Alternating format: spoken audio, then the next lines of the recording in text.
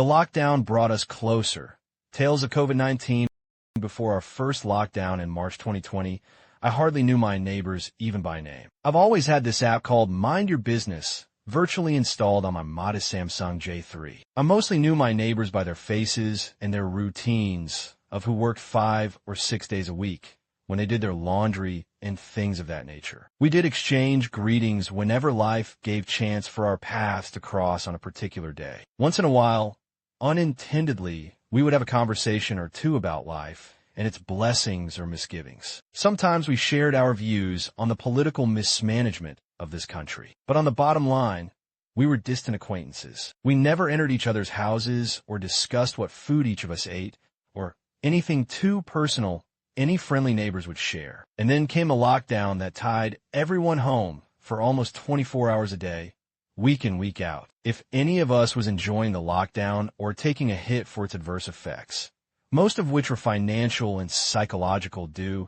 to the constant isolation, we never shared it. But with time, our chit-chats fell more often than not. Together, we had pondered on what to tell our landlord, because he still expected full rent checks. First forward, the lockdown eventually ended, and slowly by slowly, we migrated from the place for different reasons. For some of us, the effects of the first lockdown had yet to die down when Musei announced another. Whereas I had always known that another lockdown was just in waiting, just a matter of time, I had partly hoped that it wouldn't come to that no matter how much the second wave would hit. Looking at the broader picture of this country and the state of our economy, I had hoped that no matter what, another total lockdown wouldn't be announced. Drawing lessons from the first one.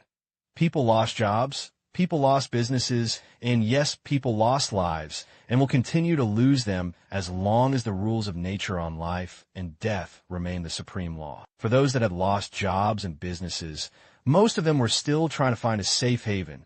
Others had managed to land on their feet, finding new jobs or opportunities to try and explore. And then boom, the fountain of honor was misguided, in my personal opinion, into sending us into another episode of despair. Reminiscing on the hardships of the first lockdown, neighbors and mostly friends around our cottages quickly gathered at a veranda round table and discussed how to survive through this one, projecting that the 42 days could be just a starter pack for what's more to come. Personally, I said a quick prayer in my head to God. Being new in the vicinity, I was still trying to lay my foundation, analyzing everyone before deciding who to be friends with. As for my immediate neighbors, 2 sisters, with whom we share a common entrance, we were trying to get acquainted with each other's ways. But with a lockdown, I knew, perhaps even they too did, that the gestation period for that had to be cut short. While in a chit-chat with one of 2 sisters, who identifies as Marion, she presented me with an offer of a lifetime. She would cook,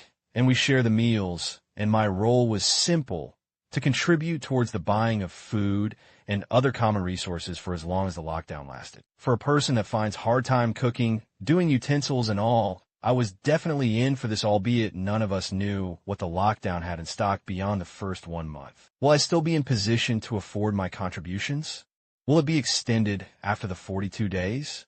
Were some of the questions that lingered in my mind. Marion and I were already acquainted to a certain neighborly extent. It all began with a simple call to my Christian name. Standing about a step or 2 away from my private room doormat, she called me out, mentioning my name twice before I responded. I walked to the door, and she was requesting for a percolator. And that's how it all began, getting to know each other. But to be honest, a part of me had already been impressed by her. It was after a simple gesture, a courtesy from one neighbor to another. I returned from work to find my dirty, open shoes, well cleaned, and placed at the inside forefront of our common entrance and exit. Without dwelling so much on it, I simply said thank you, and that was all. I was further impressed when I didn't need to knock by her door to have the percolator back. She had returned it as soon as she was done using it. In my experience, as a people, we find it much easier to borrow things than when it comes to returning them. It was a show of responsibility and mindedness about others,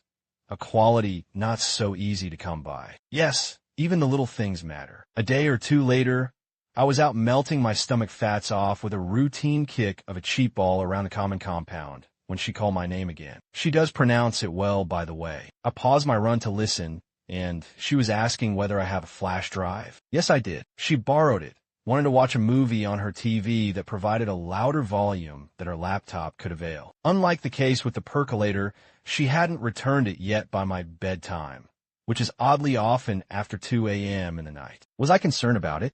Not really, even though I'm often overly sensitive when it comes to my few belongings. I took it lightly, hoped and prayed that history doesn't repeat itself. In my experience, both lived and studied, ladies have a habit of not returning what they borrow, especially if it's for a guy. I have never understood why. Anyway, I took the lockdown offer, and it's been a worthwhile experience. In fact, I have enjoyed it so much. Aside from the well-prepared meals that offer me a balanced diet, I find more satisfaction in knowing that I'm not in debt at Mama Jonas. I don't even remember the taste of her katogo and offals. Beyond the food and the formalities of our lockdown arrangement, we have since become friends, watched a few movies and series together. Marion's sister, Martha, isn't so much of a conversationist. She's often quiet and hardly speaks unless spoken to, and behaves very much like an introvert. Meanwhile, Marion can be quite chatty. In one of our many veranda chit-chats over the course of the unfortunate lockdown,